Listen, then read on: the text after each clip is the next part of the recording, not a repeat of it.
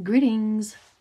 So in today's video, I will be taking a look at something that is very much outside of my comfort zone, and I'm talking about oil pastels. If you've been part of my channel for a while, you know that I get uncomfortable when it comes to mediums that are super messy, namely oil pastels and dry pastels. With the dry ones, it's the dust that really get to me. With the oil one, it's more about the fact that it's still very easy to pick up and sort of spread everywhere before you notice it. I hadn't touched pastel in about 20 or 25 years, but I received an email from Paul Rubens and they were asking me if I wanted to try out their oil pastels. And I decided that it would be a good time to try something outside of my comfort zone, and I said yes please. And they sent me this beautiful set. So this set has 48 colors. They come in a cardboard box with a tray inside, and they also come with a piece of paper to swatch the colors, which is much appreciated. I still made my own swatches because I wanted to have a reference that matched the layout in the trays. And I also wanted to swatch them on black paper to see just how opaque or transparent these are. I am not familiar with this medium. Like I said, the last time I used something like this was a long time ago, and it was not at all this kind of oil pastel. So I sat down, swatched the pastels. I was really surprised at how creamy and soft these are. I fully didn't expect that. The ones I was more familiar with are the really hard ones, you know, that have that strong smell to them. These ones don't smell of anything, which is very impressive. I rummaged through my stash of various art supplies and found out that I had an odd set of, you know, those hard, stinky pastels. I also took out my neo pastels and I swatched all three. And the Paul Rubens ones are the creamiest by a very wide margin. I told my partner about how creamy these are, and he jokingly said that it was like drawing with butter. And he's not too far off.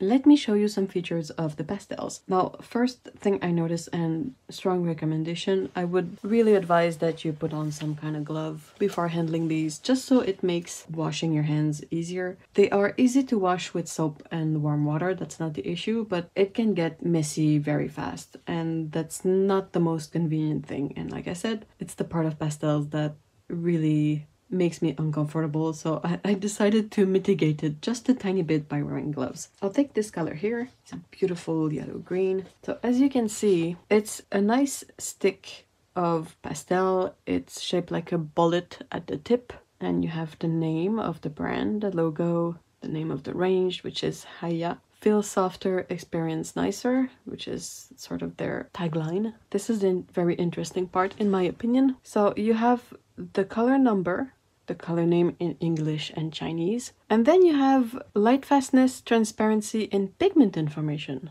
which I thought was really fascinating. I am not familiar with this. I don't know if that's a common occurrence, but I was really pleasantly surprised to see that the pigment info was written on each of these pastels. Of course, as you use up the pastel, you're gonna lose that info, but you can at least write it down somewhere.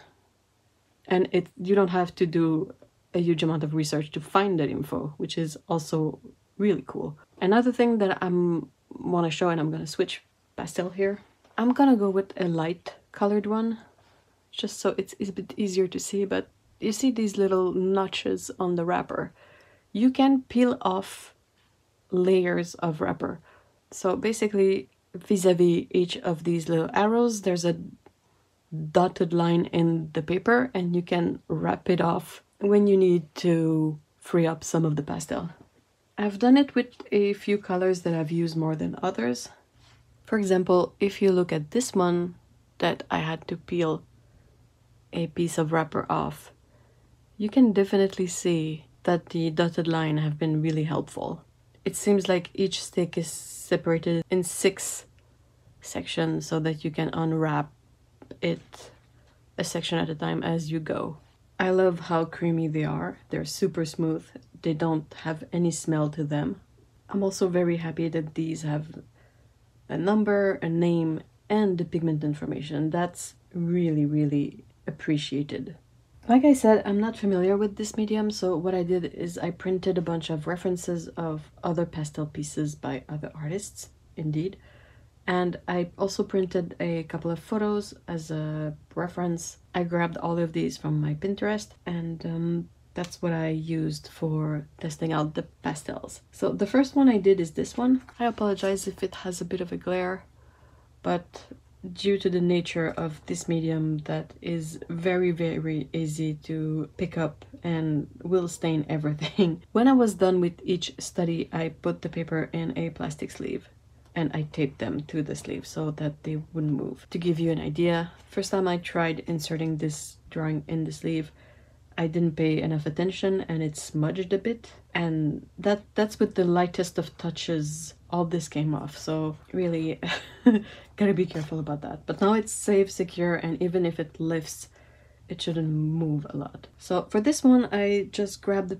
pastels and use them directly on my paper. My paper is an off-white paper and it was a lot of fun. I realized right away that it's very easy to contaminate other colors. For example, my apples had a bit of green on them and I couldn't really keep it as pure green as I wanted. There was also a lot of the dark background and dark scene that went into the apples. I don't know if it's a good or a bad thing. This is just my observation of using this medium for the first time. I really love how easy it was to mix up the colors together. When I did this one, I drew down with the pastel and then I had a thought about using a cotton swab to help, you know, mix the color and push them around, and it worked out quite well. And following this, I did this one on a toned piece of paper where I wanted to use more colors but also to use the cotton swab to really help make those mix happen on the paper, and I kind of enjoyed that. It gives me just a bit more control, and that was interesting too. It's also a really good way to mix colors that you might not have in your set. Yeah, so that was also a good experiment. And the last one I did is not my favorite at all. I wanted to try something a bit more simple with a lot of sort of nuance in the scene, but it came out rather simple. Perhaps I could work on it a bit more. There's a lot of element missing, but I feel like this reference perhaps would have translated better in watercolor for me personally. What I really wanted to try with this one is to see about mixing, like especially in the sky area. I don't really have a good color in this set for the sky. Like I don't really have any gray in this set. There's only this blue-gray color here.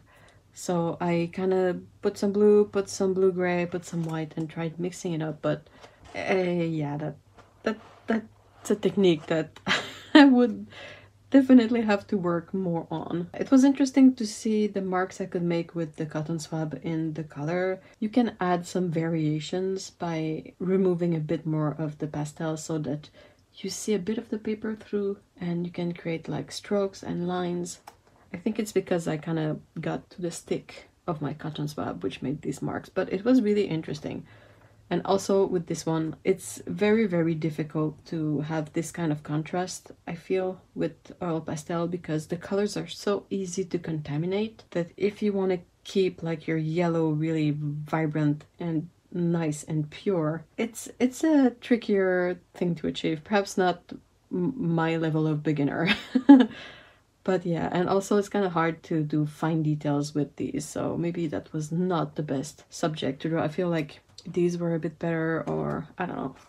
Like I said, I'm a beginner. I did my swatches on the piece of paper that came with the set, but I also did another 2 sheets of swatches, one on black paper, one on white paper. Well, white, it's the off-white paper that I use for drawing too. I wanted to make these two just because they would be corresponding exactly to the layout in the box. If that's not a concern for you, you can definitely just use this card that came with the set. It works really well. The colors look really good on the light paper, as you can see, but I found out that they look also really good on the dark paper. Of course, black is a bit useless here. On its own, it's not gonna show, but in mixes it might be handy, same as for the white on the other paper. The colors that probably have a bit more white in them or have some opaque pigment, like particularly opaque pigment mixed in, look really good on the black paper. The yellows and the reds are a bit more transparent. That's usually the case with these pigments, regardless of the medium. There are some nuances of colors that are lost a bit on the black paper that you can see more easily on the white paper. but I was happy to see that these kind of look good on darker paper too. And not that I would do a complete drawing on black paper, but that led me to using toned paper in my various tries at this medium. And I feel like it would be interesting to use on other types of colored paper, not necessarily black, but mid-level colors could be really interesting too. Overall, what did I think of this set? I think it's an excellent set for many reasons. The pastels are really creamy, really easy to use. The colors are nice and vibrant. They don't have any kind of smell to them. I love that they have a name, a number, pigment info, and that the wrappers are made with consideration to the fact that you'll have to peel them off eventually. I'm also glad that they included a swatch card in the set. I appreciate it. You can basically start using these right away. Like, you don't really need any kind of specific setup for these.